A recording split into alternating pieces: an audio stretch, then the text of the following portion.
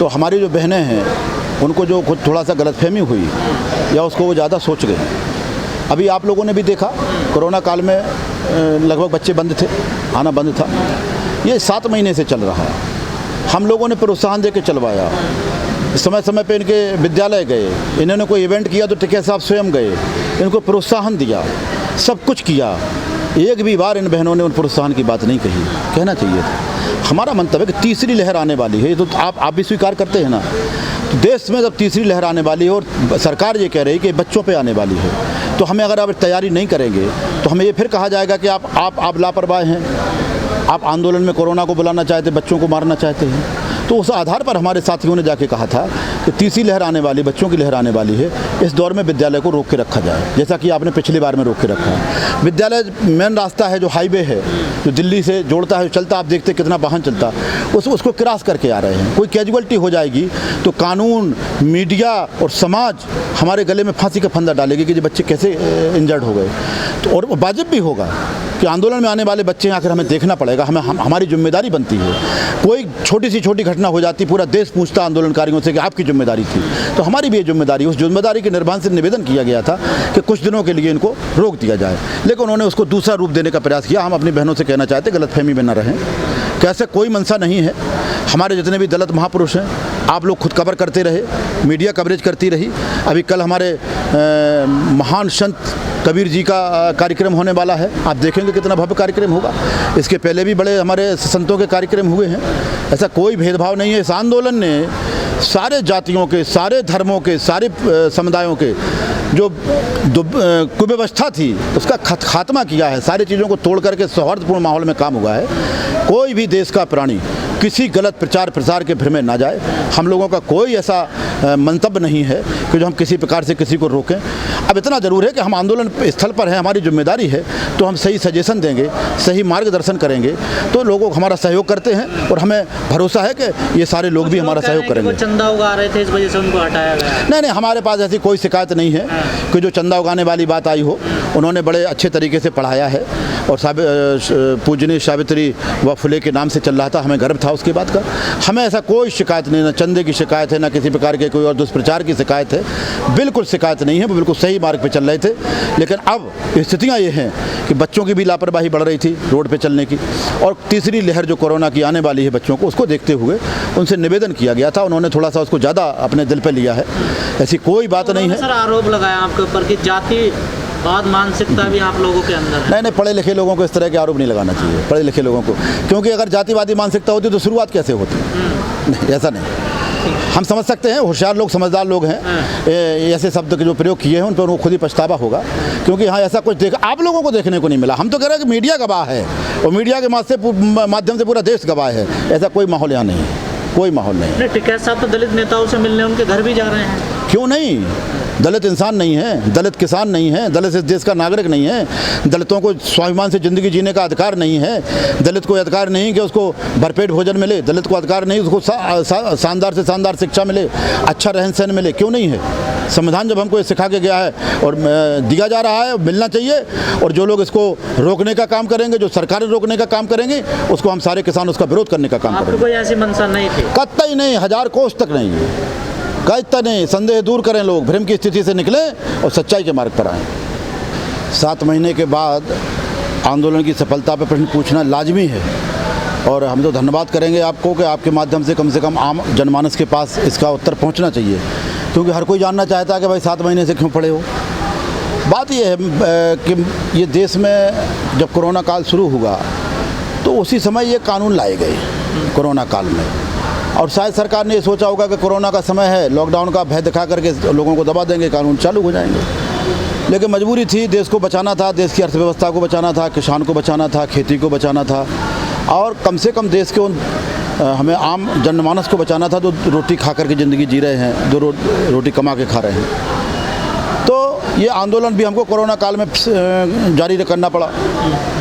जब आंदोलन को हम यहाँ पर आए तो आप लोगों ने भी प्रश्न पूछे, आप लोगों के माध्यम से अच्छे संदेश गए कि भाई क्यों आंदोलन कर रहे हो। सरकार से भी आप लोगों ने पूछा तो सरकार का पक्ष आया कि भाई हमारे जो कानून गंगा जल की तरह पवित्र हैं और इनसे तो देश का भला होने वाला है, इनमें परिवर्तन हम नहीं कर सकते हैं, एक भी शब्द भी नहीं इनका परिवर्तन करने काबिल है। लेकिन जब आंदोलन आगे बढ़ा, सरकार और आंदोलनकारियों के बीच में वार्ता आगे बढ़ी, तो 12 दौर की जो वार्ता हुई उसमें 1 दर्जन से भी ज़्यादा संशोधन के लिए सरकार तैयार हो गई और पूरे देश में ये संतोष गया कि जो गंगा जल की तरह पवित्र कानून था, इसमें 1 दर्जन संशोधन करने को जब आप स्वयं तैयार हैं, आप 1.5 साल के लिए इसको होल्ड करने को तैयार हो, माननीय सर्वोच्च न्यायालय ने फटकार लगाई आपको क्या ये कानून इस काबिल नहीं है कि देश में इनको आप लागू किया जाए, तो इससे पूरे देश का किसान समझ गया, देश का आम आदमी समझ गया कि ये कानून ठीक नहीं है और ये आंदोलन की मैं सबसे बड़ी उपलब्धि मानूँ। दूसरी बात एक ये है, हमें पहले समझाना पड़ता था, लोग पूछते थे क्या कमी है, तो जब सरकार ने प्रयास किया, घोषणा की कि हम गांव-गांव जाकर के इनके फ़ायदे गिनवाएंगे, हालांकि जैसे वादे वो करते हैं उसी तरह से एक वादा ये भी था, वो गांव-गांव नहीं गए, लेकिन उनके इन प्रयासों से लोगों ने जिज्ञासा जागी कि हम ही जानने का प्रयास करें, तो आप लोगों के माध्यम से हम लोगों ने भी बताया, तो पूरा देश जान गया कि इन कानूनों में कहाँ कहाँ कमी है। माननीय कृषि मंत्री जी ने लोकसभा में कहा, सदन में कहा, क्या काला है हमको बताया जाए, तो फिर देश को बताया गया, सरकार को बताया गया कि जब आप ही स्वीकार कर रहे हैं कि 1 दर्जन चीज़ें इसमें कमी है, तो यही काला है इसका, ये पूरे कानून काले हैं, इनको बदलना पड़ेगा, MSP पे कानून लाना पड़ेगा। आज पूरा देश का किसान और हर ज़रूरतमंद जो किसी विचारधारा से विशेष से प्रभावित नहीं है, वो इस आंदोलन के पक्ष में है। घर में बैठा है, खेत में काम कर रहा, आंदोलन में आ रहा, बाज़ार में जा रहा, या मजदूरी कर रहा कर्मचारी है, या और ऐसे लोग हैं जो बेचारे अन्न पैदा नहीं करते हैं, कहीं से खरीद के खाते हैं, वो समझ गए कि ये खाना तिजोरियों में बंद हो जाएगा और वो इस आंदोलन को सपोर्ट करने पर उतर आए हैं। और सबसे बड़ी उपलब्धि एक ये रही कि जो आरोप हमारे ऊपर लगाए गए, आतंकवादी हो जाना, खालिस्तानी हो जाना, कनाडाई, पाकिस्तान, जाने कितने आरोप लगाए गए, तो इतने लंबे आंदोलन के बाद ये सिद्ध हो गया कि देश की 130 करोड़ जिम्मेदार जनता ने सरकार के सारे आरोप खारिज करके आंदोलन को शक्ति दी और उन्हीं सब लोगों की ताकत की बदौलत आंदोलन मजबूती से आज दिल्ली के चारों तरफ बॉर्डरों पर शांतिपूर्वक आंदोलन जारी है। मामला तो कुछ नहीं हुआ ना, ये तो लटका पड़ा असल में। सही कह रहे हो आप, प्रथम दृष्टया तो देखा जाए तो लगता है कि जैसे मामला लटका हुआ है, लेकिन फैक्ट ये है कि जो भाषा शुरू से थी वो भाषा इनकी बदली, संशोधन पर गए। होल्ड पे जाने का मतलब ही ये है, जैसे हम कहें कि हम कोई कदम उठा रहे और उसका विरोध हो जाए, हम कहें नहीं हम नहीं उठाएंगे, तो इसके माने हमने स्वीकार कर लिया कि हम गलत थे, तो इन्होंने स्वीकार कर लिया कि हम गलत थे। अब ये केवल कुछ शर्म कर रहे हैं कि हम बराबर कहते रहे कि हम वापस नहीं लेंगे, अब कैसे वापस लें, शर्म में फंसे हैं, कुछ लाज लग रही है, कुछ और भी समस्याएं हो सकती हैं, तो कह जरूर रहे हैं कि कानून वापस नहीं होंगे, लेकिन ये देश की जनता और हिंदुस्तान का किसान चाहता है कि ये कमज़ोर कानून वापस हों और MSP पे कानून बने, तभी बात बनेगी। लेकिन सर 1.5 साल तो अभी कुछ नहीं होने वाला, ये तो आप भी जानते हैं, सुप्रीम कोर्ट ने 1.5 साल के लिए होल्ड पर डाल रखे हैं। अभी ना सरकार इसमें कुछ कर सकती है ना कोर्ट कुछ कर सकता है। जी बिल्कुल, इनके जो रिजल्ट हैं, कानून लागू होने के रिजल्ट तो कानून लागू होने के पहले ही आ गए थे। कानून लागू होने से पहले इनके बड़े बड़े गोडाउन बनना शुरू हो गए, उन गोडाउनों तक रेलवे लाइन डाल दी गई, तो इनके साइड इफेक्ट तो लागू होने के पहले ही आ गए। अब माननीय सर्वोच्च न्यायालय ने जो आदेश किया है वो एक देश को एक बड़ा संदेश देने का काम किया है, लेकिन इस कानून के भय से, इस कानून के जो साइड इफ़ेक्ट हैं, कई सारी मंडियां बंद हो गई हैं, कई जगह फसलें निचले दामों पर बिक रही हैं। आज गेहूं की खरीद बंद है, गेहूं की खरीद बंद है, सरकार ने अपने वादे से पहले गेहूं की खरीद बंद कर दी और 16-16.5 रुपये बिक रहा है। ये 16.5 रुपये का भाव किसान को मिल रहा, तो सरकार कह रही कि हम 1875 का भाव देंगे, तो बीच का डिफरेंस कहाँ जाएगा? ये 16.5 रुपये का गेहूं का इस टैक्स से बिकेगा कि ये सस्ता खरीदा गया इसलिए सस्ता बेचा जाएगा, ये भी उसी महंगाई में जुड़ेगा जाकर के जिस महंगाई में अन्य गेहूं जुड़ने वाला है। तो इसके साइड इफ़ेक्ट हैं, कई मंडियां बंद हो गई, कई व्यापारी बर्बाद हो गए।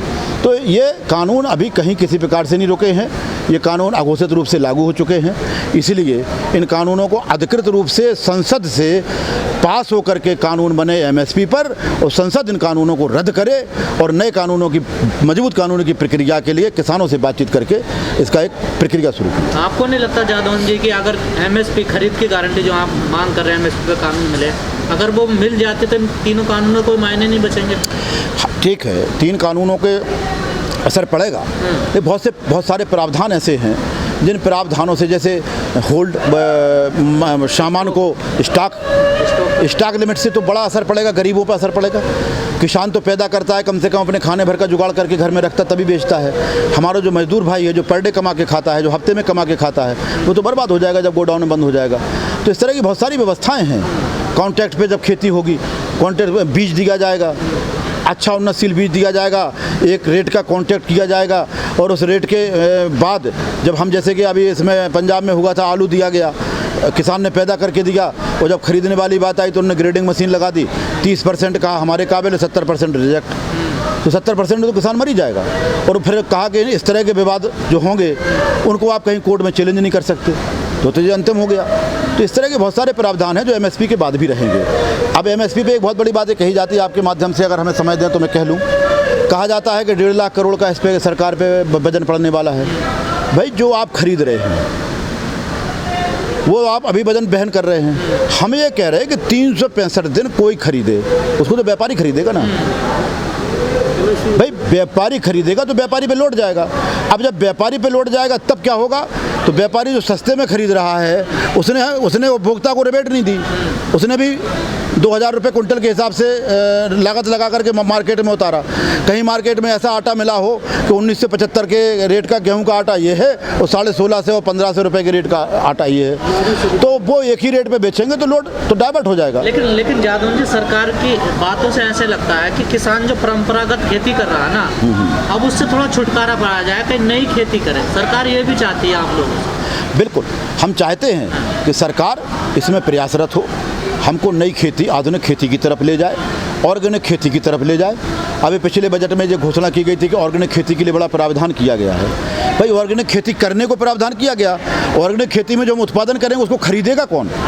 ऑर्गेनिक उत्पाद जितने मात्रा में पैदा हो उतने मात्रा में खरीद हो। अब ऑर्गेनिक उत्पाद को कहा जाता है किसान पैदा करे और उनकी फिर पैकिंग करके फिर मार्केट में बेचने जाए। हमें 365 दिन खेती के काम में ही फुर्सत नहीं मिलती है, हम कहाँ ब्रांडिंग करते घूमेंगे। तो इसके लिए सरकार जिम्मेदारी उठाए कि अगर किसान ऑर्गेनिक उत्पादन कर रहा है तो उसकी सरकार खरीदे और अपने स्तर से उसको बेचे। जब सरकार खरीद के बेचेगी तो बिचौलिया बीच में ज़्यादा रेट नहीं बढ़ा पाएगा।